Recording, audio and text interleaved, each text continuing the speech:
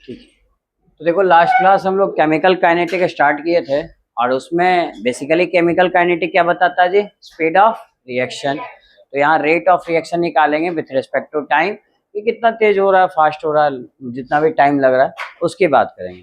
तो rate of reaction हमने दो टाइप्स के पढ़ा था, कौन कौन? एवरेज और, ठीक है, एक पर्टिकुलर टाइम पे तो वो कहलाता है डिफरेंशियल भी उसका नाम है, या फिर हाँ किसी इंस्टेंट पे, या फिर दूसरा नाम क्या है उसका? एक होता है average, average rate of reaction, मतलब कि आपका, हाँ। तो देखो ये क्वेश्चन आपका डायरेक्ट पूछा हुआ एग्जाम्स में 2010 में सीबीएसई बोर्ड में। Right the difference between average rate and instantaneous rate, दोनों में क्या अंतर है? तो ऐसे टेबलर फॉर्म में आप लिख लेना, दोनों का लिख लोगे, दोनों का डिफरेंशियल लिखना और दोनों का फॉर्मूला भी लिख देना। इसमें क्या था? C2 minus C1 by T2 minus T1, और इसमें डी, हाँ D by D T concentration of reactant दे पूछे या प्रोडक्ट, है ना, ये लिख सकते हो, कोई दिक्कत? और ज्यादा मार्क्स करे तो ग्राफ भी बना देना, ग्राफ बनवाया था ना वो बना दीजिएगा। तो इस तरह का भी क्वेश्चन सिंपल से आता रहता है आपके एग्जाम में।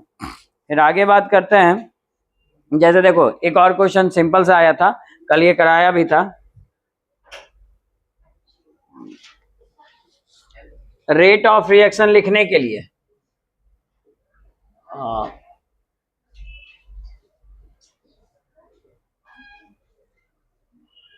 क्या लिखना है जी? रेट ऑफ रिएक्शन लिखना है आपको, और एक रिएक्शन दिया है, ये शायद रिएक्शन करवाया था, जल्दी से लिखो तो रेट ऑफ रिएक्शन शायद, ठीक है। तो इसका आपको रेट ऑफ रिएक्शन लिखना है, ठीक है। तो आपको ये पता ही लिखने आता है ना, रिएक्टेंट क्या होता है? डिक्रीज, इसलिए नेगेटिव साइन के साथ लिखेंगे, और प्रोडक्ट पॉजिटिव साइन के साथ लिखेंगे क्योंकि वो इंक्रीज होता है। तो जल्दी से लिखो तो रेट ऑफ रिएक्शन क्या होगा इसमें? रेट ऑफ, या रेट भी सिर्फ लिख सकते हो, रेट ऑफ रिएक्शन बात वही है, रेट है ना, आर से डिनोट करते हैं जी। तो क्या लिखेंगे बताइए, आर किसके किसके बराबर होगा? D by D T nitrogen का कंसंट्रेशन, ये घटेगा या बढ़ेगा? रिएक्टेंट है तो डिक्रीज होगा, यानी विथ नेगेटिव साइन। आगे चलते हैं, minus D by D T और कितना? H2। और कुछ करना है क्या? जब भी हम निकालते हैं तो 1 मोल के लिए निकालते हैं, एक्चुअली ये लिखोगे तो 3 मोल्स के लिए, तो 1/3 कर दोगे तो ये 1 मोल का आ जाएगा। इक्वल टू प्रोडक्ट के लिए क्या लिखोगे? D by D T plus -3, यही एक्सप्रेशन लिखेंगे, यही आपका सीबीएसई बोर्ड में पूछा हुआ क्वेश्चन है। इक्वेशन बदलते रहेगा, कभी ऐसा इक्वेशन दे देगा तो उसके लिए भी आप लिख सकते हो ना, रेट रिएक्शन। आया बात समझ में? तो इस तरह का भी सिंपल क्वेश्चंस आपके एग्जाम्स में पूछे गए हैं, देख लीजिए, ठीक है। फिर आगे बढ़ते हैं और बात करते हैं कि इस पे और किस तरह से क्वेश्चंस आते हैं, है ना। जैसे देखो इस पे एक क्वेश्चन आया है, आपके नीट में ही आया ये क्वेश्चन, हाँ लिखिए क्वेश्चन क्या था, इसी पे बेस्ड था।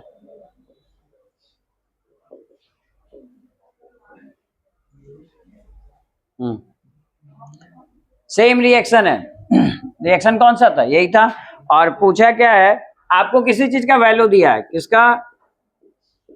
D by D T concentration of ammonia, इसका वैल्यू दे रखा उन्होंने 2 × 10⁻⁻⁴,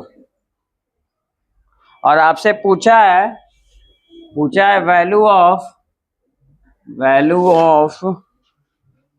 D by D t hydrogen concentration, negative sign minus, बताइए इसकी वैल्यू क्या होगी, ठीक है। ऑप्शन देने की तो जरूरत है नहीं, बताओ आंसर कितना होगा।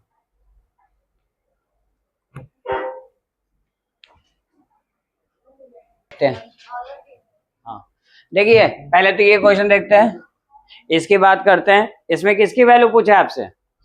इसका वैल्यू दे रखा है, ठीक है। ये कहाँ मिल रहा है जी आपको? देखो ना, यहाँ नहीं दिख रहा है, ठीक। और पूछा किसका वैल्यू है? H2 कहाँ मिल रहा है? यहाँ पे। तो आप इन दोनों को इक्वेट कर दीजिए ना, क्योंकि दोनों आपस में बराबर है, दोनों को इक्वेट कीजिए। हमें निकालना है इसका minus D by D t hydrogen concentration. तो जो एक्स्ट्रा टर्म कौन है 3, उसको उधर भेज दो, तो 3/2 फिर क्या लिखेंगे d/dt अमोनिया का कंसंट्रेशन। ठीक है, 3/2 अमोनिया का कंसंट्रेशन का वैल्यू ये रहा, कितना है 2 × 10⁻⁴। ये दोनों कट जाएगा तो क्या आ जाएगा आंसर 3 × 10⁻⁴। आया समझ में? कितना सिंपल सा क्वेश्चन था। ठीक है, तो ये किसका कंसंट्रेशन निकला d/dt हाइड्रोजन आयन का कंसंट्रेशन। मिल गया आंसर? बोलिए कोई दिक्कत? तो इसी तरह से देखिए आपका इस तरह का रिएक्शन पे आपके बिहार बोर्ड में पिछले 2 साल पहले क्वेश्चन पूछा था 2023 में। आप बताइए इसमें कौन सा ऑप्शन सही मिल रहा है? All of this. सिंपल सा बात है। इस तरह से और भी बहुत सारे क्वेश्चन इसमें पूछे हैं। ठीक है, तो अब आप इस तरह के क्वेश्चन बना लोगे ना, तो अब आगे चलते हैं और बात करते हैं कि इस पे नेक्स्ट टाइप का क्वेश्चन क्या आएगा। ठीक है, तो चलिए यहाँ देखते हैं। ये टर्म रहने दो। और एक देखिए रिएक्टेंट क्या होता है, डिक्रीज हो रहा है और प्रोडक्ट बन रहा है। प्रोडक्ट अगर बन रहा है यानी इंक्रीज हो रहा है तो उसको फॉर्मेशन बोल सकते हैं। और रिएक्टेंट थोड़े टाइम के बाद डिसअपेयर हो रहा है, खत्म होते जा रहा है, उसको डिसअपेयरेंस बोल सकते हैं। ठीक है, तो यहाँ 2 वर्ड और यूज करेगा, उस पर क्वेश्चन पूछेगा, रेट ऑफ डिसअपेयरेंस और रेट ऑफ अपेयरेंस या फॉर्मेशन। ठीक है, तो चलिए इन दोनों के बारे में लिख लेते हैं थोड़ा सा। अब बताइए रेट ऑफ, लिखो रेट ऑफ अपेयरेंस लिखो। अच्छा एक बात बताओ, जब जब हम रेट ऑफ अपेयरेंस की बात करेंगे तो किसकी बात होगी, प्रोडक्ट की या रिएक्टेंट की? प्रोडक्ट की। ऑफ कोर्स प्रोडक्ट बनता जाता है, या दूसरे शब्दों में इसको क्या बोल सकते हो, फॉर्मेशन। ये नाम भी यूज करता है, रेट ऑफ फॉर्मेशन। हमेशा ही प्रोडक्ट के लिए होगा, ये नहीं बोलेगा कि प्रोडक्ट के लिए, क्योंकि आप जानते हो प्रोडक्ट ही इंक्रीज कर रहा है, वो बन रहा है, और रिएक्टेंट तो घटता है। तो आइए अगर इस इक्वेशन के लिए लिखिएगा रेट ऑफ फॉर्मेशन तो क्या लिखिएगा, तो d/dt तो लिखना ही है। आप जानते हो प्रोडक्ट के लिए लिखते हैं, तो प्रोडक्ट कौन है हमारा, NH3 का कंसंट्रेशन। और इसमें तो आप जानते ही हो प्लस साइन लगता है, प्लस लगा दीजिए। एक चीज बस याद रखिएगा कि जब जब हम रेट ऑफ अपेयरेंस या रेट ऑफ डिसअपेयरेंस लिखेंगे, उसमें ये जो स्टीयोमेट्रिक कोफिशिएंट है, जिसको आप मोल भी कहते हो, उससे डिवाइड वगैरह नहीं करना है, उसको नहीं लिखना, ये रूल है। ठीक है, जैसे अगर मैं आपसे पूछूं कि rate of disappearance, rate of disappearance गायब होता जा रहा है थोड़े समय बाद, कौन कौन गायब होता जाएगा, जैसे जैसे प्रोडक्ट बन जाएगा रिएक्टेंट खत्म होता जाएगा। तो अगर हम बात करें rate of disappearance of hydrogen, मान लो हाइड्रोजन की बात करें, यहाँ 2 है तो लिख दो, तो हाइड्रोजन की बात करेंगे तो इतना तो समझ में आ रहा है d/dt तो करना ही करना है, और हाइड्रोजन का कंसंट्रेशन लिखना ही लिखना है। और चूंकि रिएक्टेंट है तो नेगेटिव साइन देना है, प्रोडक्ट रहेगा पॉजिटिव देना है। लेकिन ये स्टीयोमेट्रिक कोफिशिएंट यानी ये जो नंबर ऑफ मोल्स है उसको नहीं लिखना है, ये बात ध्यान में रखिएगा, किसमें, अपेयरेंस में और डिसअपेयरेंस में। और इस पे भी आपके बेस्ट क्वेश्चन पूछते हैं, तो आप ये दोनों लाइन लिख लो नोट करके, इंपॉर्टेंट है, फर्स्ट और second.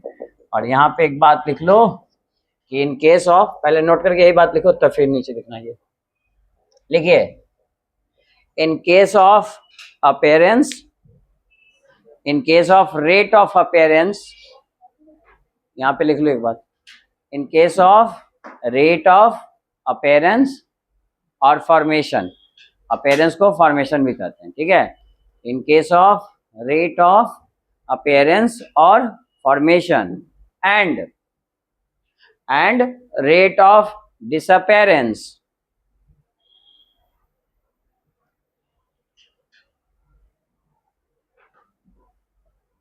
Rate of disappearance.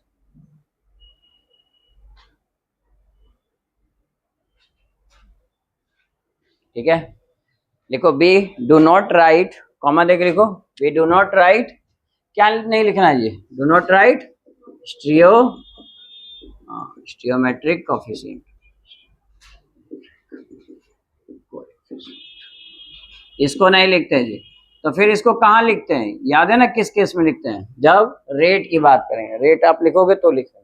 Rate of reaction में। इन दोनों में नहीं लिखते, इस बात का ध्यान रखिएगा, यही गलती हो सकती है। और इसमें बहुत सारे क्वेश्चंस आपके एग्जाम्स में पूछे गए हैं, चाहे वो बोर्ड का हो चाहे कंपटीशन का, कोई भी एग्जाम हो, नीट वगैरह में भी इससे क्वेश्चन आए हैं, जेईई मेन में भी आए हैं। चलिए कुछ क्वेश्चन देखते हैं, पहले आप इतना राइट डाउन कर लीजिए।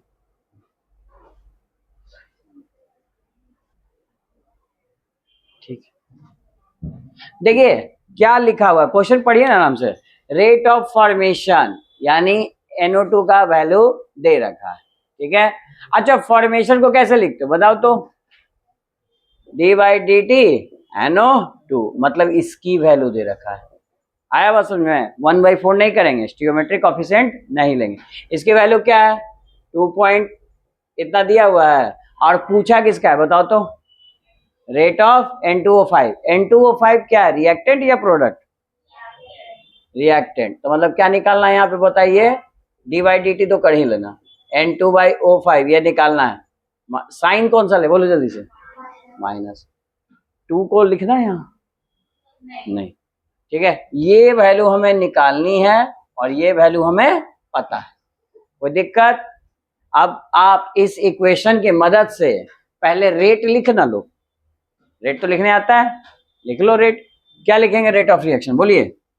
अब आप उसको बोलिए जाओ, छोड़ो वो तो गिवन डाटा हमने लिखा। अब आइए, रेट तो लिखने आता है, वही लिखिए। रेट इक्वल टू क्या होता है, बोलिए जल्दी से, 1/2 माइनस में d/dt N2O5, ये अभी लिखना सीखे थे ना NH3 में भी, ठीक है। और ये किसके बराबर होगा बोलिए, भाई ये जितना घट रहा होगा उतना प्रोडक्ट बन रहा होगा, तो आइए प्रोडक्ट का लिखते हैं। प्रोडक्ट में क्या लिखेंगे, है ना, d/dt 1/4, बिल्कुल सही बात है, प्लस में ही रहेगा। आइए ऑक्सीजन के लिए क्या लिखेगा, d/dt O2, बोलो कोई दिक्कत, समझ में आता है? ठीक। अब आप देखो तो आपको किसमें रिलेशन निकालना है जी, N2O5 ये रहा, NO2 ये रहा, मतलब कि इन दोनों में। और इन दोनों में क्या रिलेशन है आपको तो पता है, ये दोनों इक्वल होते हैं। रेट ऑफ रिएक्शन आप लिख के इक्वेट कर सकते हो। एक बात बताओ, आपको किसका वैल्यू चाहिए, इसका ना, ये 2 फालतू आ रहा है, उसको उधर भेज दो, तो क्या आ जाएगा, d/dt माइनस N2O5, और 2 को उधर भेज दिया तो 2/4। अच्छा इसका वैल्यू नहीं दिया हुआ है, देखो तो क्वेश्चन में पढ़ो, यही पढ़ने आना चाहिए। फॉर्मेशन ये दिया हुआ है, वैल्यू कितना है, 2.8 इंटू 10⁻⁻3।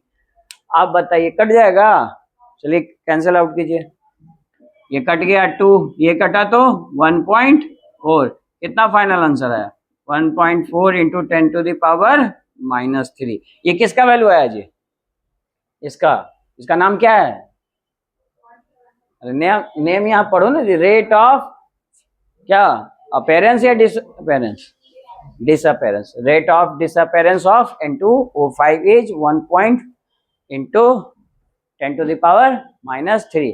बताइए कितने लोग का सही हुआ आपका, आप लोग आंसर क्यों नहीं बताते हो, सही है तो गलत करके भी आंसर बताना चाहिए, तो सही होने पे क्यों नहीं बताते हो, चलो लिख लो। अच्छा इससे मिलता जुलता सेम क्वेश्चन देखो, ये जो नीट में पूछा है वही है ना, तो बनाइए फिर। अब बताइए आंसर क्या होगा, जानबूझ के ऑप्शन नहीं दे रहा हूँ, नहीं तो ABCD खाली बोल दोगे तुम लोग, खुद से बनाइए और निकालिए। खैर बिहार ये CBSE बोर्ड में तो नहीं देता है ऑप्शन, आपको बनाना होगा, 2 मार्क्स का क्वेश्चन था। आइए बात करते हैं, पहले देखो निकालना क्या है, वैल्यू ऑफ डिसअपीयरेंस ऑफ, ये डिसअपीयरेंस दिया हुआ है, मतलब इस किसकी वैल्यू है बताइए तो, d/dt N2O5 की वैल्यू है, और वो भी माइनस वाली, और कितना है वो वैल्यू, 6.25 इंटू 10⁻⁻3। इसमें कोई दिक्कत नहीं। अब निकालना क्या है, फॉर्मेशन, किसका फॉर्मेशन निकालना जी, d/dt NO2 का, और दूसरा d/dt O2 का, दोनों का निकालना है बारी बारी, ठीक है। रेट ऑफ फॉर्मेशन, यहाँ पे कुछ भी हम वो नहीं लिखते हैं स्टियोमेट्रिक कोएफिशिएंट, तो उसको छोड़ दो, लेकिन आप सबसे पहले इक्वेशन से क्या लिख सकते हो, रेट लिख सकते हो, रेट ऑफ रिएक्शन भी बोलते हैं उसको, तो रेट लिख सकते हैं।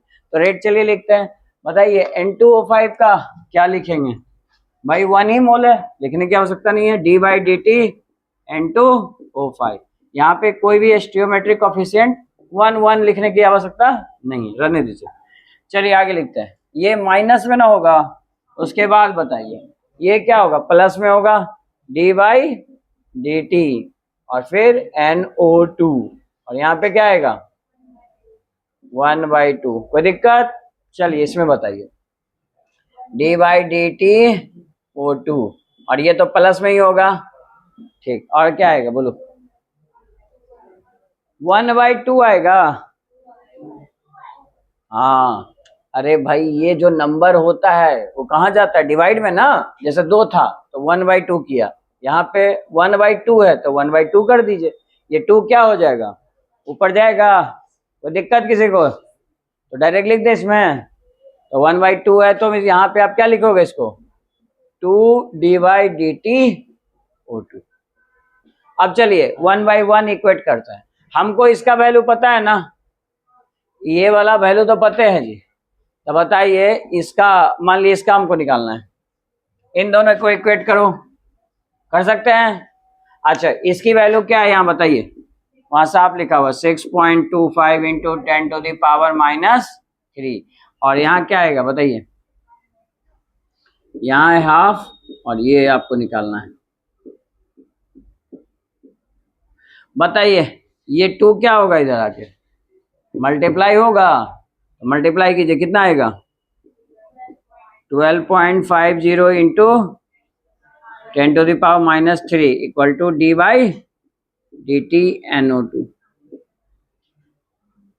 ठीक है, आ रहा है समझ में? अच्छा और उसका निकालोगे तो फिर से इसको इक्वेट करोगे तो क्या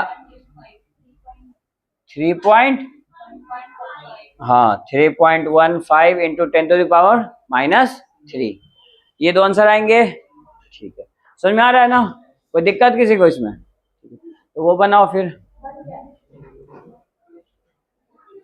तो ऑप्शन दे दिया था। हाँ जी देखो नाम पढ़िए, अपेरेंस ऑफ ब्रोमीन, ब्रोमीन का बनना है ना, अपेरेंस हो रहा है यानी ये बन रहा है, ब्रोमीन दिख रहा है यहाँ पे भाई। ये d/dt निकालना है किसका, ब्रोमीन का। अगर बन रहा है तो पॉजिटिव, ऐसे भी प्रोडक्ट में तो पॉजिटिव होगा।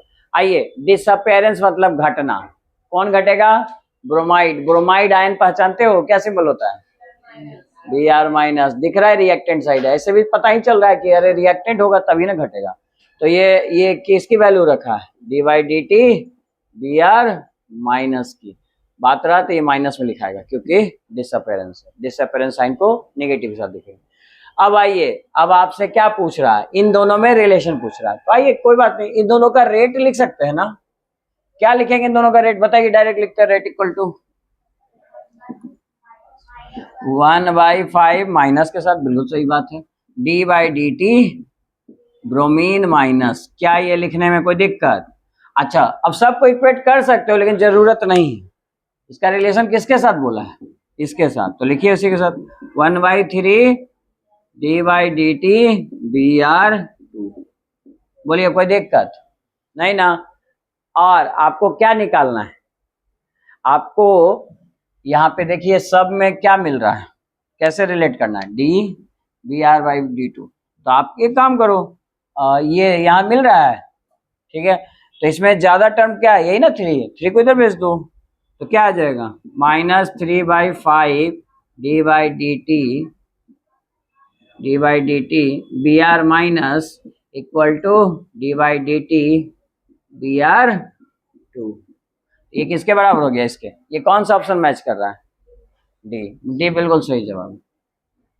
और कहीं मैच कर रहा है क्या, नहीं। समझ में आ रहा है ना, कितने लोग को डी आंसर आया था, ठीक। तो इस तरह के सवाल अब आपसे बन जाएंगे, है ना। रेट ऑफ फॉर्मेशन, अपेरेंस, तो कुछ भी पूछे आप रेट ऑफ रिएक्शन लिख लो एक बार, सबको बराबर कर लो और उसमें जिसका जिसके साथ रिलेशन पूछे उसका उसके साथ को रिलेट कर दो। या फिर हो सकता है कभी फॉर्मेशन का वैल्यू दे देगा और फॉर्मेशन का दे देगा और डिसअपेरेंस का पूछ लेगा, या अपेरेंस का दे देगा डिसअपेरेंस का पूछ लेगा, डिसअपेरेंस का दे देगा अपेरेंस का पूछ लेगा। तो ऐसे वाइस वर्सा कर लेंगे। बताइए कोई दिक्कत, कोई प्रॉब्लम आपको बताइए, बोलिए ना, हम भी बता देंगे। हम भी पढ़े हैं ये क्या परेशान हो रहे हैं।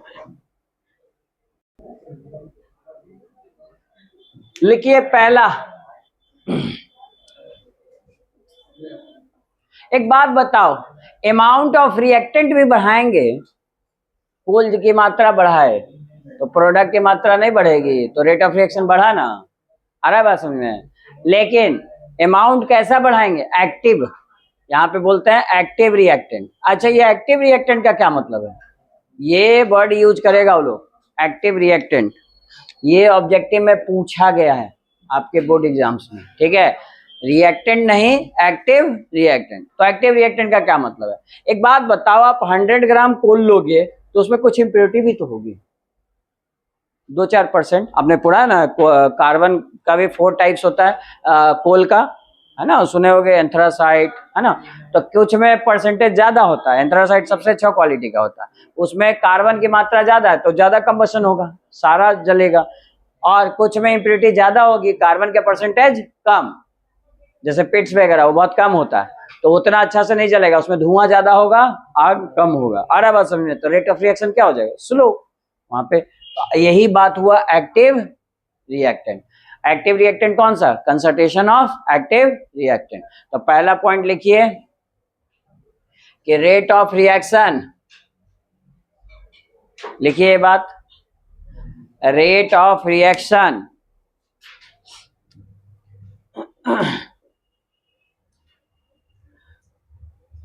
rate of reaction depends on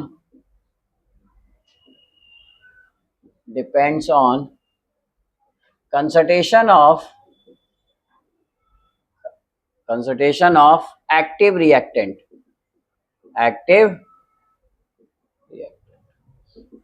ठीक है? और ये एक्टिव वर्ड को अंडरलाइन करो क्योंकि ये ऑब्जेक्टिव में आया है एग्जाम में, चाहो तो इसके बगल में ऑब्जेक्टिव लिख लो, तो लोग ऐसे कंफ्यूज करके पूछते रहता है, ठीक है?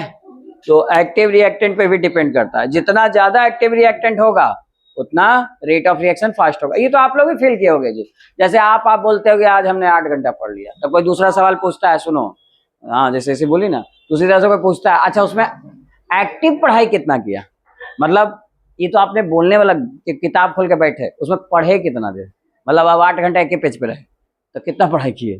तो वही बात है कि उसमें एक्टिव कितना हुआ। उसी तरह से कि आप जितना एफिशिएंट या एक्टिव पढ़ाई होगी रिजल्ट उतना फास्ट आएगा, मतलब उसके आपकी पढ़ाई की जो रेट है वो फास्ट हो जाएगी। आ रहा बात समझ में? तो ये हुआ एक्टिव रिएक्टेंट का मतलब, समझ रहे हो? ठीक है। दूसरा, अच्छा दूसरा बताइए, दूसरा तो आपने बताया ही, कैटलिस्ट क्या होता है? रेट ऑफ रिएक्शन को बढ़ा देता है। तो लिख लीजिए, catalyst also increase the rate of reaction, catalyst also increase the rate of reaction। बहुत सारे रिएक्शन में बहुत सारे कैटलिस्ट हम यूज करते हैं, और हम लोग में भी एक कैटलिस्ट होता है बायो कैटलिस्ट, जो एंजाइम्स वगैरह हैं वो फूड को डाइजेस्ट करने में मदद करते हैं। तो बताओ, एंजाइम्स होना अच्छी बात है कि नहीं? तभी तो हर घंटे खा पाते हैं ना।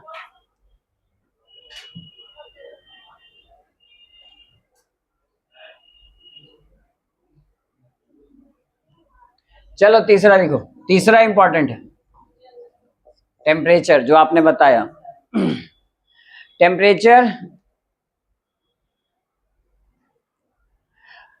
rate of reaction also increase with rate of reaction also increase with by rate of reaction बढ़ेगा, increase with increase in temperature, increase in temperature।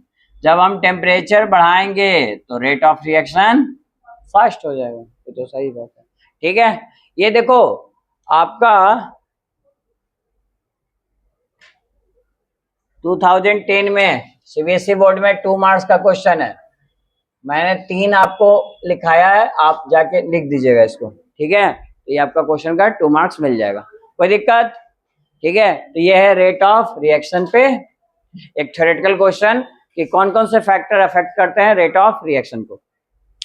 अब एक बात और पूछेगा, ये रेट ऑफ रिएक्शन है ना, इस पे भी पूछता है, देखो हर 10 डिग्री सेल्सियस टेम्परेचर अगर हम बढ़ा रहे हैं, 10 डिग्री बढ़ाते जा रहे हैं, तो रेट ऑफ रिएक्शन क्या हो जाता है? डबल। कितना हो जाता है? दुगना। तो ये इंपॉर्टेंट पॉइंट है, इससे भी क्वेश्चंस आते हैं, नोट करके बात लिखो। ऑब्जेक्टिव या कह सकते हो इसे न्यूमेरिकल भी आएगा, लिखिए नोट करके।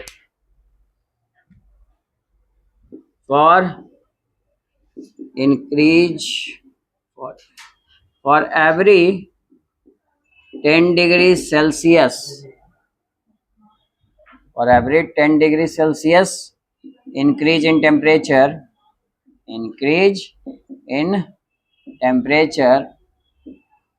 rate of reaction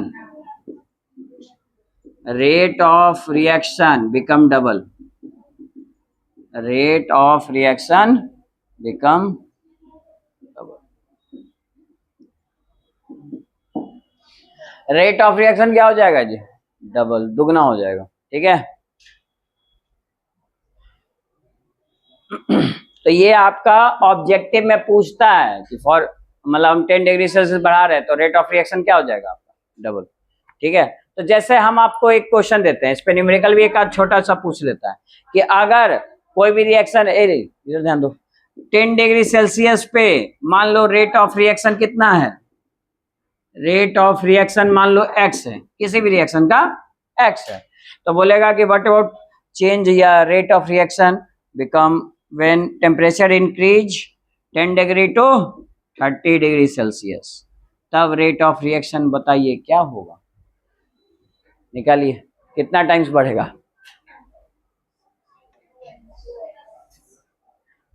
आपसे 30 डिग्री पे पूछा ना, लेकिन 20 डिग्री पे क्या होगा बताओ? तो दुगना नहीं हो जाएगा? 2x। तो अब फिर 10 डिग्री बढ़ाएंगे, यानी हर 10 डिग्री बढ़ाते जाएंगे तो डबल होगा, इसका डबल कितना आ जाएगा? 4x। तो फाइनल आंसर क्या आ जाएगा? 4x। बिल्कुल सही बात है, आ रहा है समझ में? कभी ऐसे पूछ लेगा कि भाई बताओ 20 डिग्री सेल्सियस है और इसको बढ़ा के हम लेके चले गए 50 डिग्री तक, तो रेट ऑफ रिएक्शन कितना टाइम्स बढ़ जाएगा? बताइए तो कितना टाइम्स बढ़ेगा? और लोग, आप लोग भी बोलो, आप लोग हो क्लास में। 4 और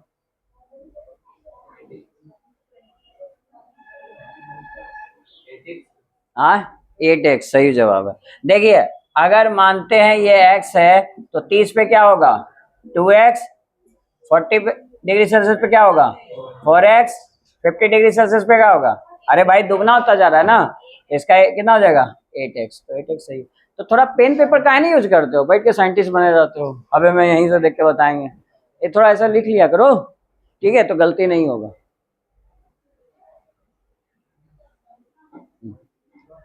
So rate of reaction also depend on physical state of substance, or rate of reaction always greater than fine particles as compared to solid substance। ये भी 1 मार्क्स का क्वेश्चन आपको आ सकता है एग्जाम्स में।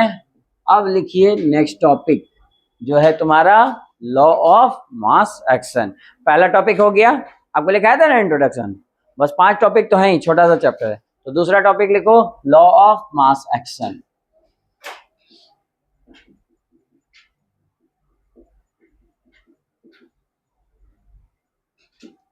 और ध्यान रहे पहले वाले टॉपिक में मैंने बता दिया है, आप लोग हमेशा दिमाग में बैठा के रखिएगा इस टॉपिक में ऑब्जेक्टिव कैसा पूछेगा और सब्जेक्टिव कैसा पूछेगा। ऑब्जेक्टिव क्या क्या आ सकता है आपको बताया हूं, है ना, कि आपका रेट ऑफ रिएक्शन किस पे डिपेंड करेगा, फिर और बताओ फिजिकल स्टेट पे भी पूछ सकता है, और टेम्परेचर अगर हम बढ़ा रहे हैं इस तरह से तो कितना टाइम्स बढ़ सकता है, पहला तो ये पूछेगा। दूसरा सब्जेक्टिव क्वेश्चन कौन कौन पूछ सकता है, तो ये रहा factors affecting the rate of reaction, दूसरा रेट ऑफ रिएक्शन को डिफाइन करो, और तीसरा डिफरेंस बताओ किसमें, एवरेज रेट और इंस्टेंटेनियस। ये सब 2-3 क्वेश्चंस है, और इसके अलावा जो भी आएंगे वो न्यूमेरिकल्स आएंगे, वो रेट ऑफ फॉर्मेशन और रेट ऑफ डिसअपेरेंस से ज्यादा क्वेश्चन आते हैं, उसको प्रैक्टिस कर लीजिएगा। और एवरेज रेट पे भी न्यूमेरिकल आता है, कोई दिक्कत? यहीं तक पढ़े हैं बस। अब लिखिए लॉ ऑफ मास एक्शन, दूसरा टॉपिक है law of mass action. Law of mass action यही है जी, आप कितना मास लीजिएगा, एक्टिव मास जितना लीजिएगा वो उसी को बताता है। तो लिखिए लॉ ऑफ मास एक्शन। ये कुछ और नहीं, इसी लाइन को बतलाता है। तो rate of reaction is directly proportional to the rate of reaction is directly proportional to the rate of reaction is directly proportional to the concentration of active, किसका कंसंट्रेशन जी? Concentration of active reactant,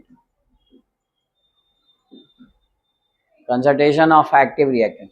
active reactant जितना ज्यादा होगा rate of reaction उतना fast होगा reactant, ठीक है। Is called law of mass action, यही कहते हैं। कभी कभी आपको ये law of mass action 2 marks में लिखने आ जाएगा, explain the law of mass. तो ये जो पहला पॉइंट है ना, इसी पे आया, ये कोई नया चीज नहीं है, ठीक है। आप कितना लोग? अब एक बात बताइए, ये जैसे कोई एग्जांपल हम ले लेते हैं, एक ए प्लस बी और ये रिएक्शन होके क्या बन रहा है जी? क्या बन रहा है? प्रोडक्ट, ठीक है। तो बताओ रेट कैसे लिखेंगे? डायरेक्टली प्रोपोर्शनल टू, ठीक है, रिएक्टेंट ना, रिएक्टेंट के कंसंट्रेशन पे। रिएक्टेंट कौन कौन है? ए और बी। कंसंट्रेशन को कैसे लिखते हैं? इस तरह से, है ना। अब बताइए, ए इसको पढ़ेंगे कंसंट्रेशन ऑफ ए, इसको कंसंट्रेशन ऑफ बी, और यहाँ पे लॉ ऑफ मास एक्शन में ये जो स्टियोमेट्रिक कोफिशिएंट है या मोल्स कहिए, उसको यहाँ पे किस में लिखते हैं? पावर में। इसके हमेशा raise to the power form लिखते हैं। कोई दिक्कत किसी को इसमें? नहीं ना। तो आप बताइए, ये प्रोपोर्शनलिटी साइन को हटाएंगे, एक कांस्टेंट लेंगे, तो यहाँ पे के लिखते हैं, जिसको हम लोग क्या बोलते हैं? Rate constant, where K equal to rate constant.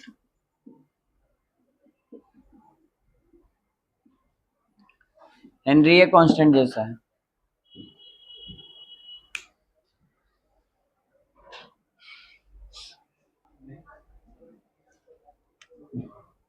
हाँ जी, लिखिए ये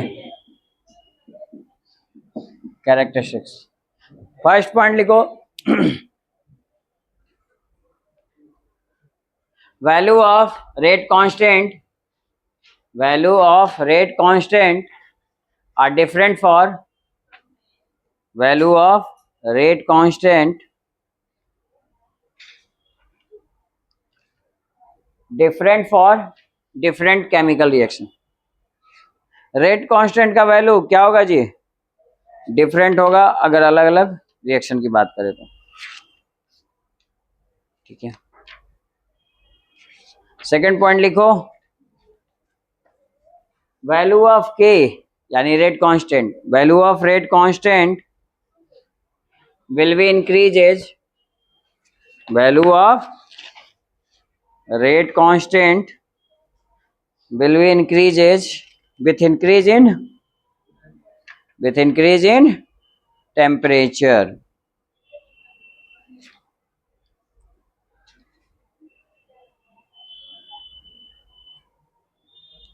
value of rate constant increases with increase in temperature।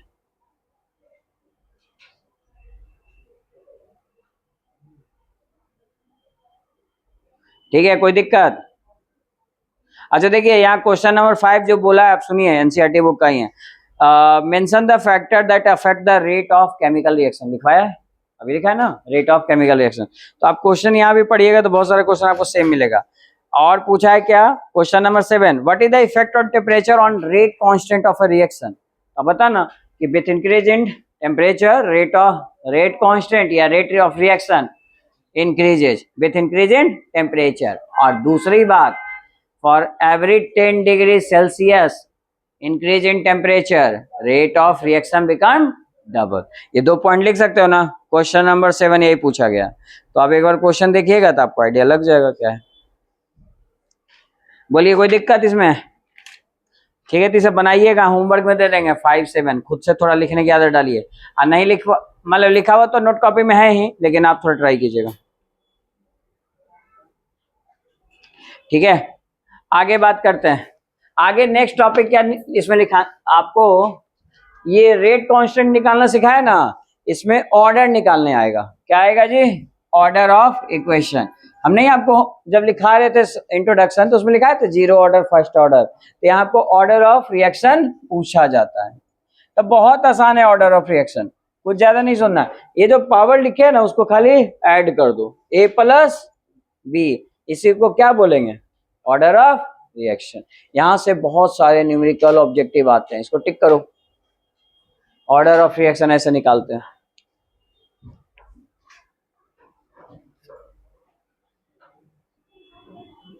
देखिए ऑर्डर ऑफ रिएक्शन आपको पता है, बस पावर को ऐड कर दीजिए, यहाँ पे ऐड कर दीजिए 1/2 और 3/2, कितना आ जाएगा जी? 2, और इसको ऐड कर लो 3/2 -1, तो कितना आ जाएगा? 1/2। आ रहा है ये आंसर? कोई दिक्कत? आगे देखिए कुछ क्वेश्चन पुराने बताते हैं आपको, प्रीवियस ईयर के, जो बिहार बोर्ड का पूछा हुआ है। सिंपल सा क्वेश्चन है, rate constant of a chemical reaction depends on which of the following. किस पे डिपेंड करता है? सुनिए, टेम्परेचर, प्रेशर, वेट, टाइम। किस पे? टेम्परेचर पे। बोलिए कोई दिक्कत है इसमें? अच्छा, ये बोल रहा है कि rate for zero order reaction. देखिए क्वेश्चन क्या पूछा 2021 में, फॉर जीरो ऑर्डर रिएक्शन क्या बोला है जी? Bihar board 2021 for zero order reaction. आपको पहचानना है कि इसमें से जीरो ऑर्डर कौन होगा, ठीक है। ऑप्शन देखिए क्या क्या दिया हुआ है। Option A, R equal to K A⁻0 B⁻0। बताओ इसका ऑर्डर ऑफ रिएक्शन क्या है? बोलो, जीरो है कि नहीं है?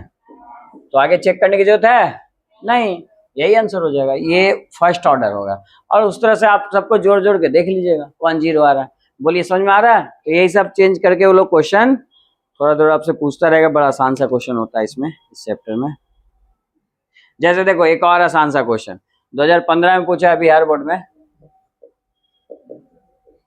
क्या पूछा आपसे कि देखिए रेट दिया हुआ है, क्या दिया हुआ जी?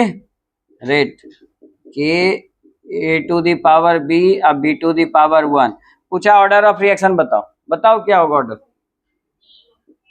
2 + 3 जोड़ना नहीं आता है, तो कितना आसान सा तो क्वेश्चन पूछता है लोग, ठीक है। तो ये बिहार बोर्ड का है, थोड़ा सीबीएसई घुमा फिरा सकता है पूछ सकने में, और बिहार बोर्ड का तो बहुत सिंपल सा आता है, ठीक है। तो चलिए कुछ बात करते हैं सीबीएसई का, ले लेते हैं क्वेश्चंस जो रेट ऑफ रिएक्शन में पूछा गया है, ठीक है। ये भी ज्यादा क्या घुमाएगा, बड़ा आसान सा क्वेश्चन ये भी पूछा है। देखो क्वेश्चन नंबर ये 2023 में पूछा है, ऑर्डर ऑफ रिएक्शन निकालना है। R इक्वल टू के, R मतलब रेट, ठीक है, A⁻½ और B⁻2, कितना हो जाएगा जी ऑर्डर ऑफ रिएक्शन? बोलिए +2, कितना हो जाएगा? ठीक है, तो इस तरह का पूछेगा सिंपल सा क्वेश्चन।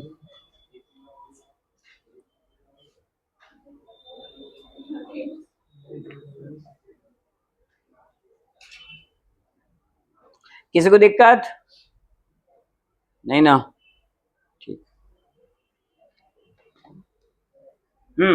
आप एनसीईआरटी बुक के एक्सरसाइज पे आइए, बहुत सारे क्वेश्चन दिए हुए हैं जहाँ पे रेट ऑफ रिएक्शन निकालना है, ठीक है। एक्सरसाइज में ये फर्स्ट का फर्स्ट आपसे पूछा है ऑर्डर ऑफ रिएक्शन, दिख रहा है क्वेश्चन 3 मतलब एक्सरसाइज का फर्स्ट किसका बुक है? ले लो, बनाइए जरा ABCD। हाँ देखिए थर्ड का फर्स्ट आपसे पूछा रेट ऑफ रिएक्शन। देखो ये दिया हुआ है, रेट कितना है जी? के NO2 पे पावर 2। बोलो ऑर्डर ऑफ रिएक्शन क्या होगा? दिख तो रहा है, ऑर्डर कितना हो जाएगा जी? 2। और कुछ ऐड होगा क्या? नहीं, तो बस यही तो करना था। जैसे एक बार आपसे पूछा रेट, तो ये और दिया हुआ ये आपका पावर कितना हो जाएगा 3/2। तो क्या हो जाएगा ऑर्डर बताइए 3/2 हो जाएगा। यानी आप समझे कि रेट ऑफ रिएक्शन ना 0 भी हो सकता है, पॉजिटिव भी हो सकता है और फ्रैक्शन भी हो सकता है। सेकंड आप बनाओ। सेकंड क्या था 1 ऐड कर लो सेकंड देख लो। Rate of reaction equal to H2O2 और I-। बताइए ऑर्डर ऑफ रिएक्शन क्या होगा इसमें, पता तो है आपको 1 ऑर्डर ऑफ रिएक्शन क्या लिखेंगे 1 + 1 दैट इज 2। तो वही कह रहा हूं कि आप बनाइएगा इन सब क्वेश्चन को। और क्वेश्चन नंबर 2 आप भी बना सकते हो, यानी आप लिखो होमवर्क।